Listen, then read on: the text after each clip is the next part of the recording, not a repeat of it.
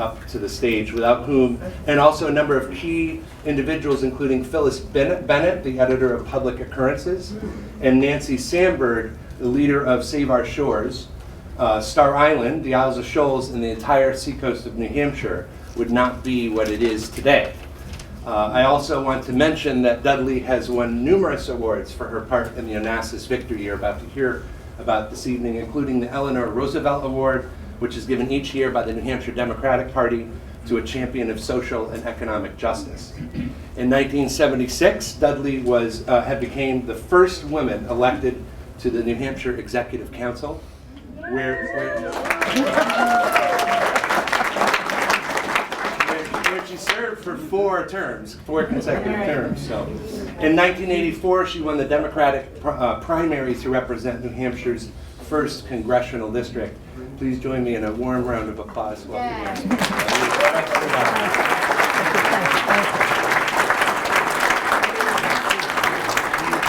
that's not mine.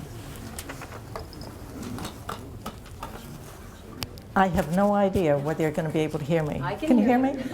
Good. I'm very glad.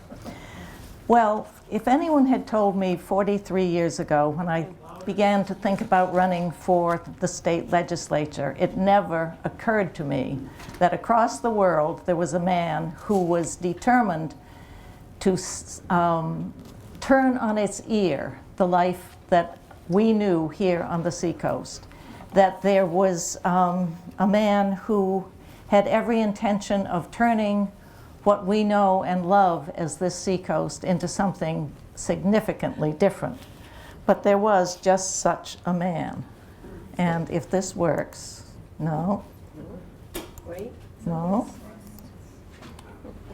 Aha. There we go.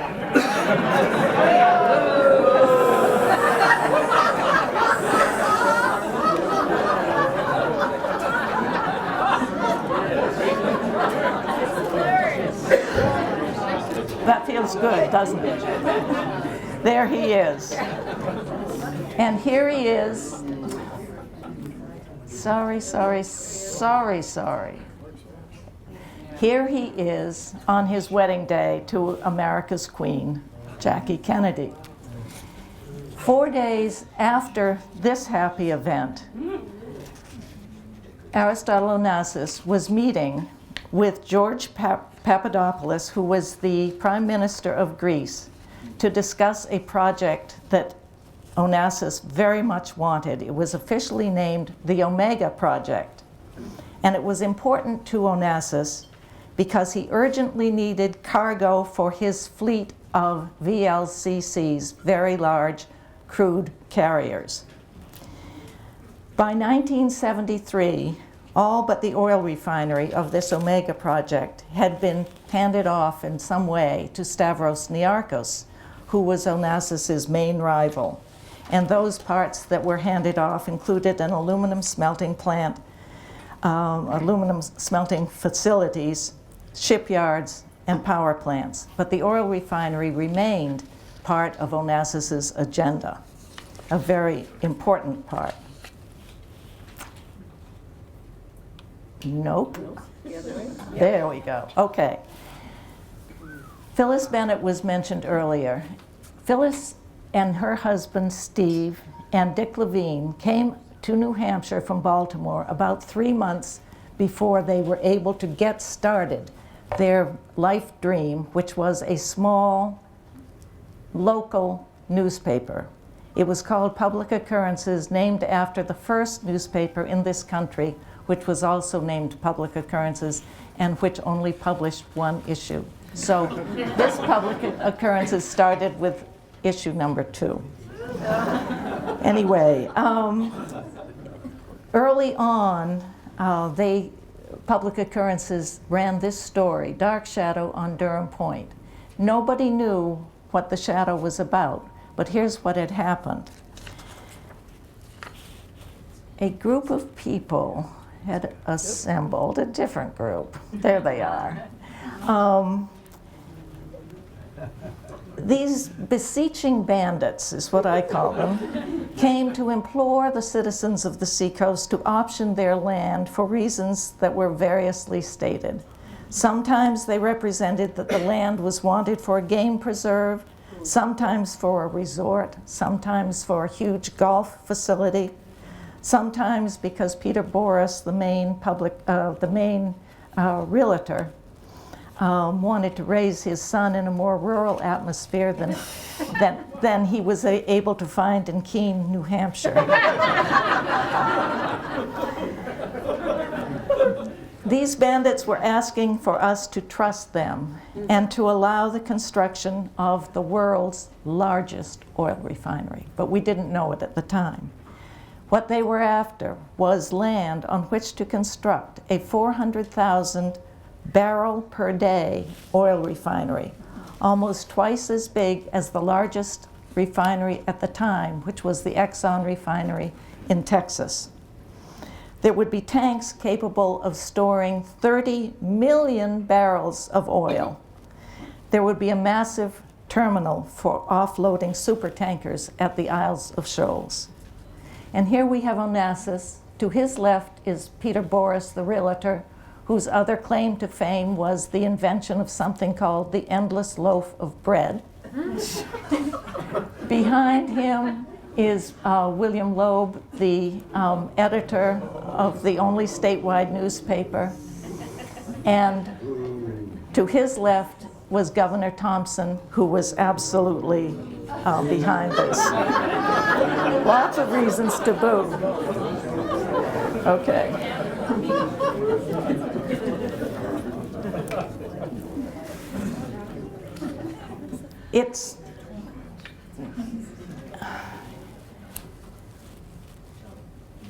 We're not sure how this scheme got put together, but it's entirely possible that Thompson met Onassis at a cocktail party in New York, or he met one of his henchmen, and they cooked up this idea of the world's largest oil refinery in New Hampshire.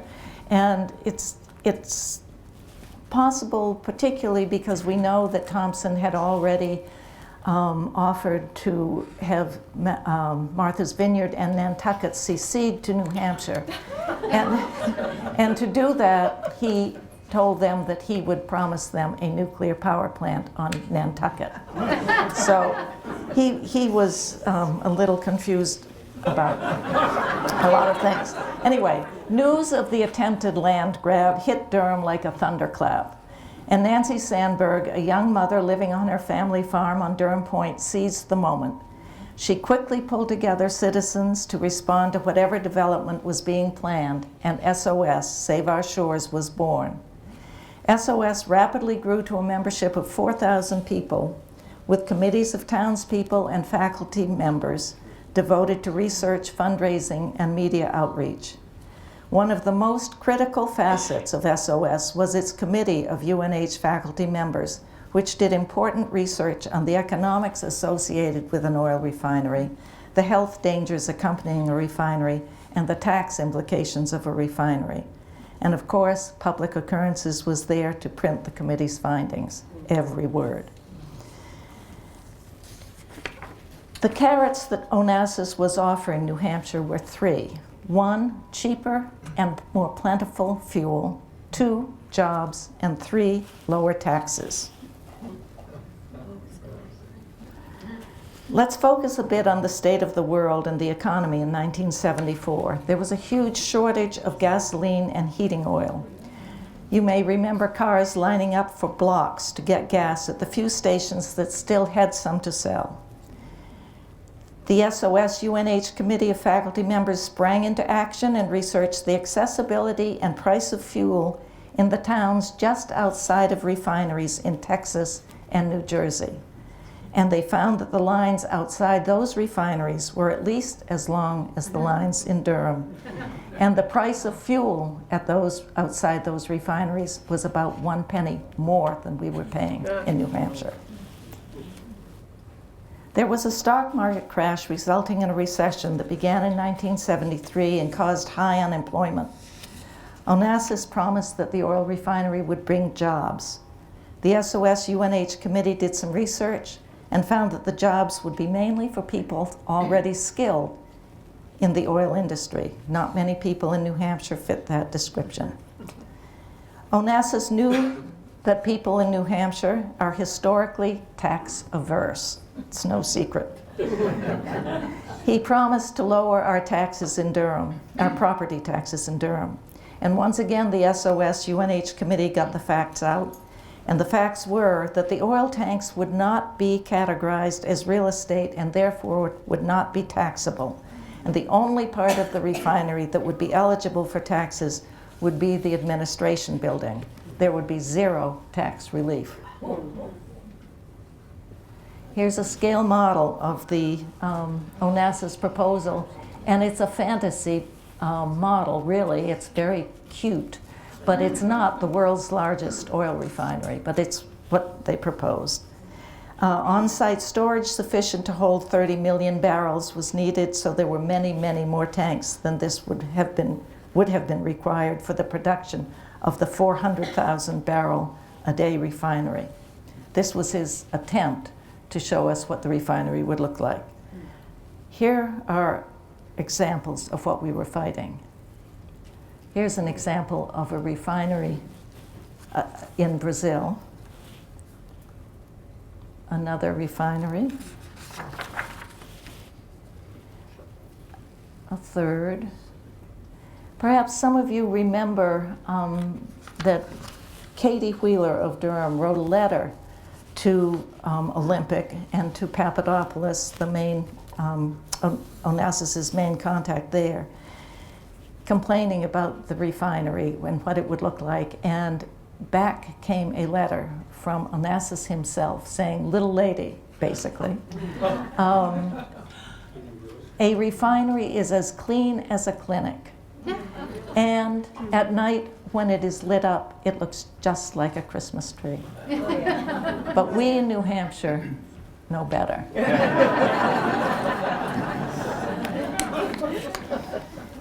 Here's what Durham would be giving up. Beautiful, beautiful Great Bay. And at the Shoals, I was a freshman state legislator in 1973. I had not spoken on the floor of the House. I had sponsored very little legislation. I was a real rookie. But I had some seasoned friends, one of whom was a lawyer from Concord named Marty Gross, who, sitting at my kitchen table one day just after I was elected, said to me, "If you ever want to get something done in the New Hampshire legislature, use these two words, home rule." And I tucked that piece of advice away. The legislature met in biennial session at that time, and to introduce a bill in an off year, and 1974 was an off year, it was required that it be shown to be responding to an emergency. So I looked up the word just to make sure I understood it right, and this is what I found. Emergency, an unforeseen combination of circumstances that calls for immediate action, an urgent need for assistance or relief. I successfully argued the point to the Speaker that the proposal to impose an oil refinery on my town constituted an emergency, and I remembered Marty Gross's wise words. I could use home rule as the foundation of my bill. Home rule is not a noble concept. It's pretty conservative, but it was the highest rung on the ladder that I could grab onto. And home rule already existed in New Hampshire and still does. For instance, if your town sells alcohol or cigarettes, or if there's a track in your town, that means your town has voted in favor of those things. You can't have those without voting on them. Something really intrusive as an oil refinery, I thought surely should qualify for home rule. And so I introduced House Bill 18, a very simple bill which said this bill would require a vote of approval of a majority of the town's voters prior to the approval of a site plan of an oil refinery. And we were off to the races.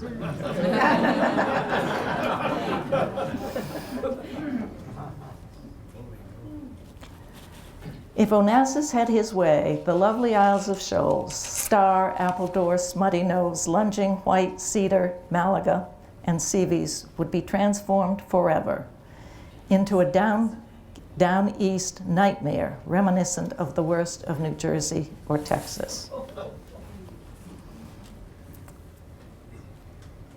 Options on Durham Point, the place where he had planned to put the refinery. He gained over 1,000 acres. And if you could read that, you would see that there is no reason given for the purchase of these options. We had no idea what he was after at that point. People were uneasy about it, but it was a hard time economically, and some people really felt they had to take the options.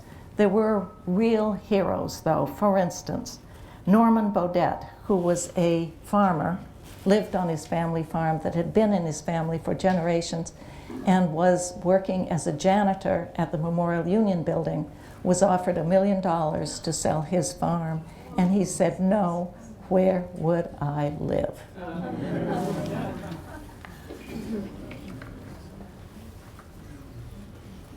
That's Norman Baudet. And this is a map of Durham outlined in black on the left. The red signifies the amount of land that had been was optioned successfully. More than 1/3 of the entire land in the town was optioned. The blue on the upper left is UNH, and the green is the built-up area of the town, so that gives you some idea of how much land they were able to acquire.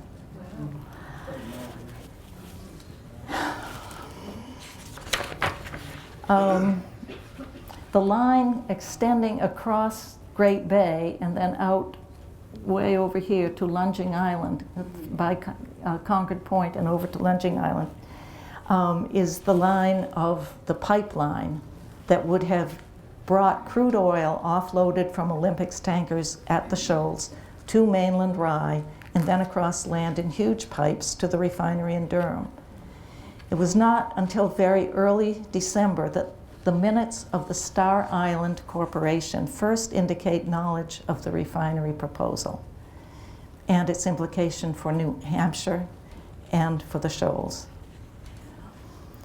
Reading now from the minutes of the annual meeting of that year, quote, the president then announced that the meeting would turn to a consideration and discussion of the most serious threat which has been made to the Isles of Shoals in recent years, vis-a-vis the desire of Olympic Refining Company to create an oil terminal in the vicinity of the islands, end quote. The president further reported that the board of directors had retained the services of William Orcutt, a partner in the Manchester law firm of Wigan and Norrie, and that Governor Thompson of New Hampshire is, quote, trying in every possible way to secure for New Hampshire an oil refinery and an offshore terminal located between the Shoals and the mainland.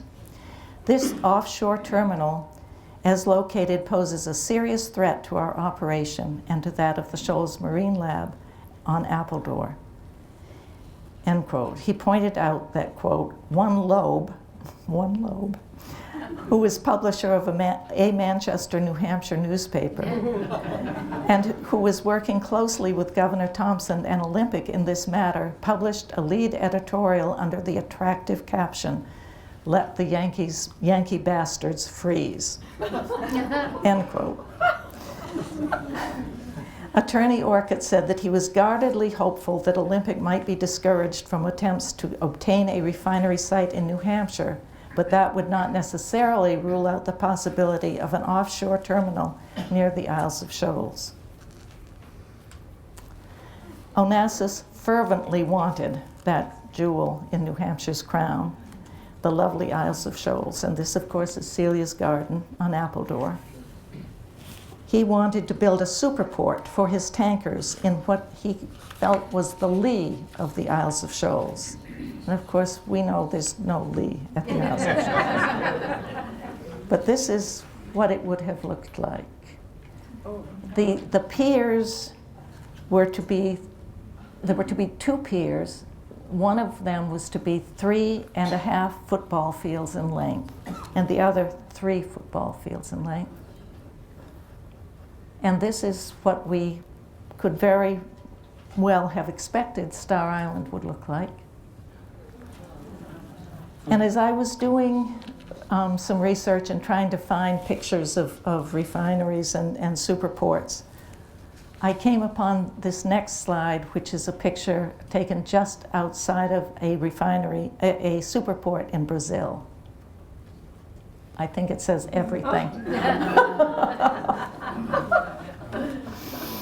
And that clearly was their purpose. Anyway, to service the many huge ships that would bring crude oil to Star Island, 2 piers were planned, one the length of 3.5 football fields that would accommodate 90 super tankers a year, and another the length of 3 football fields for 179 smaller tankers annually. A gigantic monobuoy would store crude or refined oil. And as the plans were made more fully public, response grew, and the Star Island Corporation stated, quote, "We believe we have the resources, human and financial, to maintain our position on Star Island and will utilize those resources to the fullest extent to protect our interests."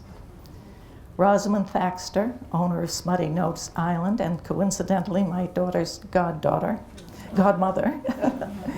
announced in her indomitable way, "Only over my dead body will anyone unload tankers there." Many shoalers were in touch with Star Island officials offering whatever help was needed to oppose the project. Lobsterman Norm Foy, whose family owned Cedar Island, and Ed Warrington and Rodney Sullivan, both landowners on Appledore, were recorded as being against any oil terminal anywhere near the shoals.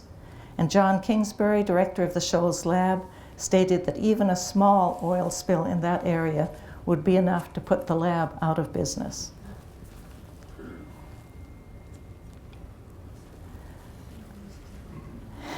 Onassis tried to option several islands, but he failed until he turned his attention to rugged and beautiful Lunging Island. Peter Boris, real estate agent from Keene, endless loaf of bread, pursued the Randalls, owners of Lunging Island, with a deceptive vengeance. He told Mrs. Randall that he wanted the 5-acre island for a resort development. In Durham, we heard that the Randalls had been contacted, but we were sure that they would hold out because, after all, their son had been killed in Vietnam and he was buried on the island. The family had lived there for generations. Mrs. Randall said, "This is one of the most beautiful spots we have on the Atlantic coast. This area should remain inviolate. It is an important part of the nation's beginnings that most people never hear about." And in fact, Lunging Island was the fishing base of the London Company as early as 1615. The Randalls said they weren't interested in selling and did not hear any more about it for several weeks until a real estate agent representing Peter Boris showed up. And by this time, the Randalls had read press accounts of the refinery and they were putting 2 and 2 together. They asked the realtor directly if this was in any way related to the rumored oil refinery, and he eventually admitted that it was. Mr. Randall felt it was time to meet with lawyers, and he did, and all of them told him that if the refinery went through, the state would likely take their land by eminent domain as being for a public purpose to provide oil in an emergency, and they would probably be paid a lot less than Olympic was offering. When they were told that 2 other islands had been optioned, untrue, and the owners of a 3rd were listening, the Randalls finally succumbed to Olympic's deception and bullying tactics, and they optioned the island. Mrs. Randall said, "It's like a death in the family of somebody very close." Now look carefully at this wonderful house on Lunging Island, because the next 2 slides also show it and show the scale of the Olympic proposal. The red circle is the house, and that is Lunging Island.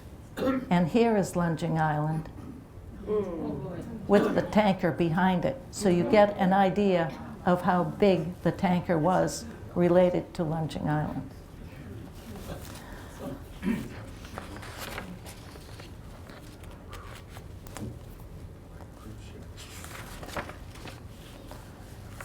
Olympic wanted to answer all of our questions, and they invited the town to come to the field house at the university for a meeting where they would set everything straight. And here they are, all these men in their Brooks Brothers suits and ties and sitting in their captain's chairs making a presentation. The man here on the right is a man named Bob Green, and he was the principal spokesman. Not a bad guy, but he had a tough job. Anyway, the meeting did not go particularly well for them. And here's just one example.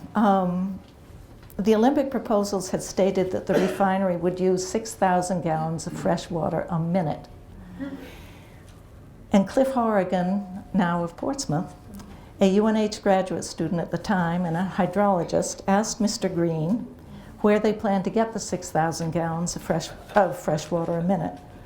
Green stood up and went back and conferred with his colleagues and returned to the microphone with the happy news that they realized they now only need 3,000 gallons of fresh water. But to her credit, Cliff was undeterred, and she asked where they were going to get 3,000 gallons. And once again, this is a true story, Mr. Green consulted his colleagues and returned to the microphone and said, "We've now realized we only need 1,500. So the place went crazy, and there were no believers left in the room if there had been.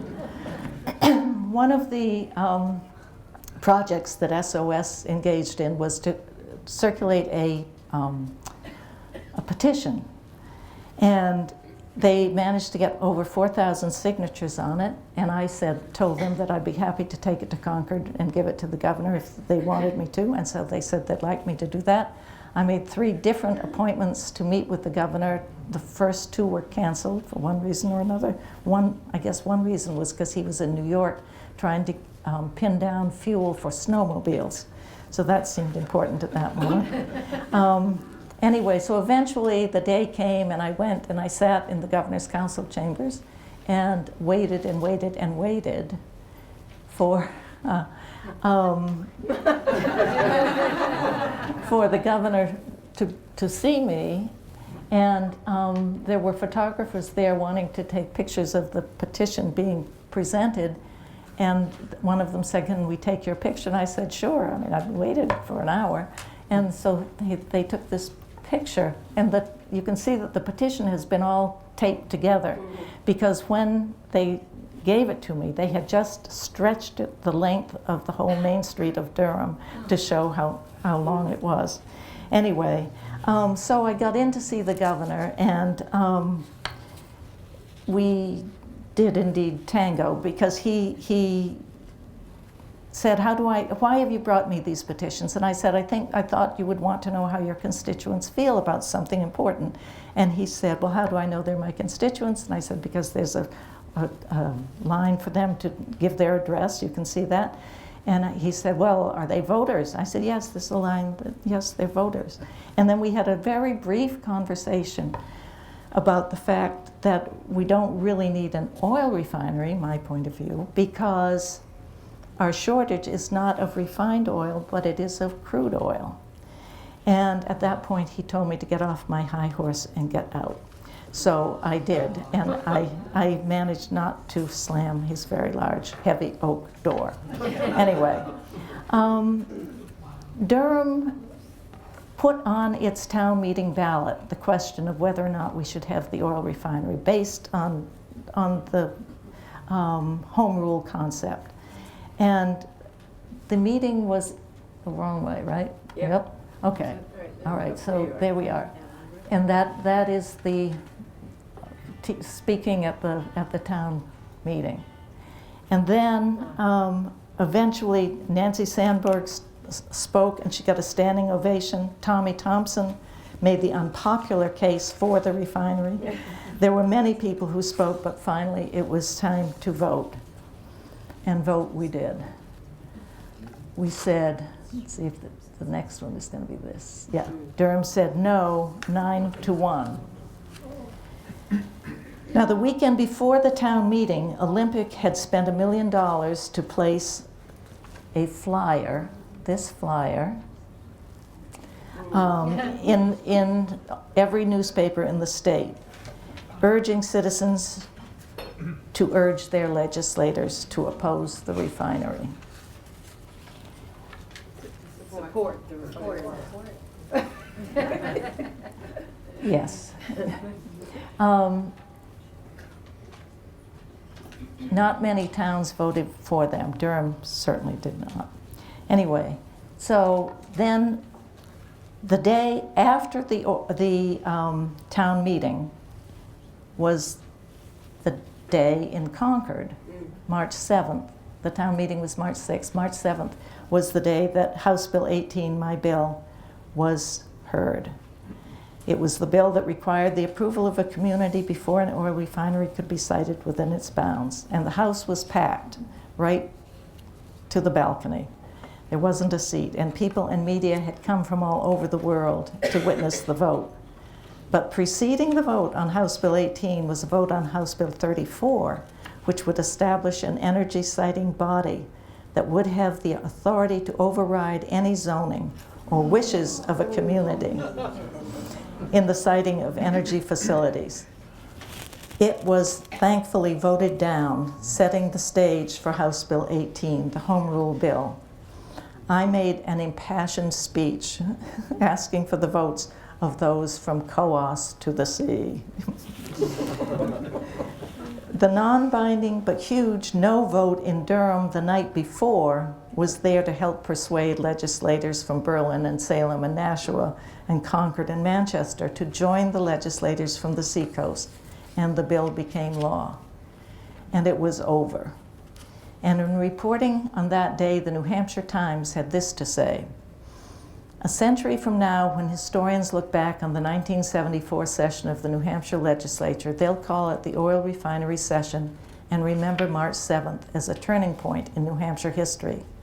That's the day when unexpectedly the 400-member House, the House too big to be bought, said no to the plan of a foreign billionaire to build a $600 million oil refining complex on Durham Point in violation of a local zoning ordinance. So the House never specifically voted against the oil refinery.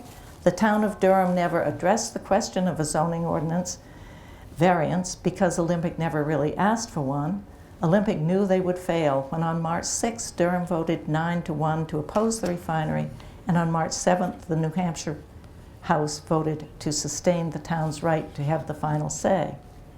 And now, nearly 40 years later, a bench constructed from 60-million-year-old New Hampshire granite was made with proceeds left over from a production of a wonderful play called Oily Vey, written by Portsmouth's own Ed Valina. And the bench has been placed on Wagon Hill Farm in Durham. And it says, "Durham says no to Olympic oil, March 1974. And here am I, Phyllis, my good friend, Nancy, my good friend, on the bench which has been placed on Wagon Hill." And so, Star Island and the Shoals survive, as does Durham Point and Great Bay. The sun continues to rise and set over our beautiful ocean. And now one final story. A group of us went out to dinner at a restaurant in Concord the night after the legislature voted. And all was going well until I looked across the room and I saw all the consultants from Olympic at a table. I moaned when I saw them stand up and come in our direction. What were they doing? Were they going to announce plans for a refinery in Rochester, in Newmarket, in Sanford, Maine, any of which would have had huge implications for the seacoast? But that was not what they were doing. Mr. Green, their leader, shook my hand and said they had come to tell us that they knew the right side had won. And for once, I agreed with them.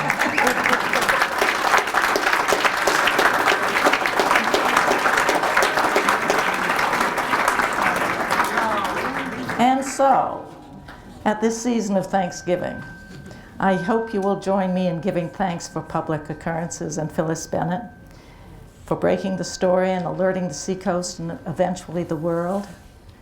To Nancy Sandberg, who had the skills and intellect and courage to create SOS and to organize the people of Durham in opposition to the refinery. To the good people of Rye, who formed concerned citizens of Rye to protect the seacoast. To two Rye sisters, who were steadfast in their opposition to allowing pipelines across their land.